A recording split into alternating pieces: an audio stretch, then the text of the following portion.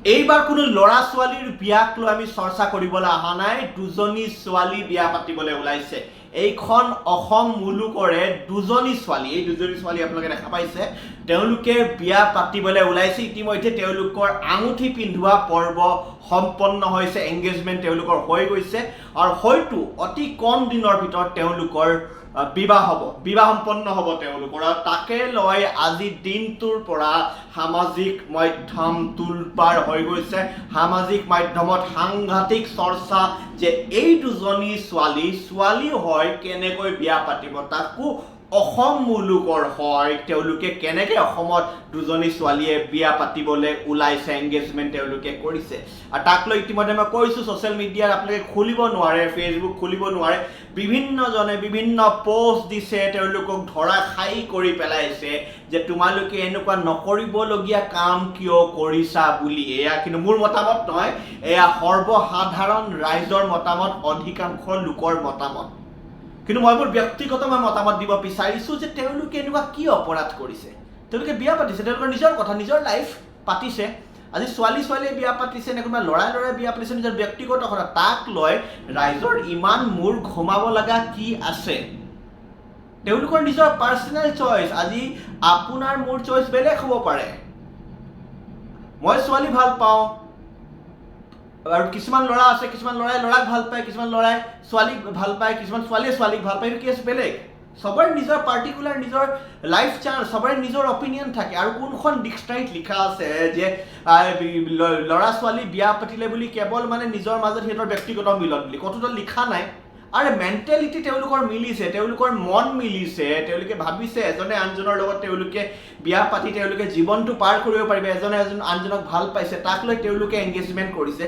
তাক লৈ ৰাইজে ইমান নিকৃষ্ট মানসিকতা তেওঁলোকে প্ৰদৰ্শন কৰিছে, একাংশ ৰাইজে ইমান বেয়া কমেণ্ট কৰিছে তেওঁলোকক। এয়াই কি উদঙাই দিছে গম পাইছে নাই? লাগিলে আপোনালোকে degree BA MA MSc engineering doctor যি কৰা নাই, কিন্তু যদি আপোনালোকে এনেকুৱা বেয়া মতামত কৰিছে এই দুজনী ছোৱালীক লৈখিনি, তেতিয়া আপোনালোক যথেষ্ট নিকৃষ্ট মানসিকতাৰ মানুহ বুলি মই আপোনালোকক ক'ব বিচাৰিছোঁ, বিবেচিত কৰিব বিচাৰিছোঁ আপোনালোকক মই। এজনী ছোৱালী নাৰ্ছ আৰু এজনী চাগে বিউটিচিয়ান, তেওঁলোকে আন দুজনীৰ লগত চিনাকি, এই দুজনীৰ ছোৱালীৰ চিনাকি। এজনীৰ নাম মনিষা, এজনীৰ নাম এলিজা। মই গম পাওঁ, যিমান দূৰে শুনিছোঁ, মানে মই ফেচবুকত যি দেখা পাইছোঁ, তাৰপিছত মই গম পাইছোঁ এই দুজনীৰ নাম আমুক হয়, মনিষা আৰু এলিজা। তাৰপাছত তেওঁলোক দুজনীয়ে বিয়া পাতিছে। মনিষা ৰাভা চাগে, আৰু এজনীৰ নাম চাগে এলিছা আহমেদ নে এলিছা হুছেইন, কিবা এটা। বাৰু যি নহওক, উপাধিটো মই চাগে মোৰ খেলি মেলি হ'ব পাৰে, কিন্তু যি নহওক মনিষা আৰু এলিজা বুলি নামটো মই গম পাইছোঁ। আৰু তেওঁলোকে পাৰ্চনেলি তেওঁলোকে সিদ্ধান্ত গ্ৰহণ কৰিছে, যিহেতু দুজনী ছোৱালীক ভাল পায়, সেইবাবে তেওঁলোকে বিয়া পাতিব ওলাইছে, এংগেজমেণ্ট কৰিছে। বিভিন্নজন আহিছে শুভেচ্ছা দিবলৈ, আৰু তাৰ মাজত বিভিন্নজন বাদ দিয়ক, সাধাৰণ জনতাৰ অধিকাংশ, অসম মুলুকৰে অধিকাংশ লোকৰ মাজত হোৱা দোৱা লাগি গৈছে, যেনেকৈ নহ'বলগীয়া কিবা এটা কাম হৈ গৈছে পৃথিৱীত। আৰু পাতিছে, পাতিব দিয়ক না। ইমান আপোনালোকৰ মূৰ ঘুমাবলৈ কি হৈছে? আপোনালোকৰ পইচাৰে বিয়া পতা নাই নহয়, আপোনালোকৰ পৰা ধাৰ খাই বিয়া পতা নাই নহয়।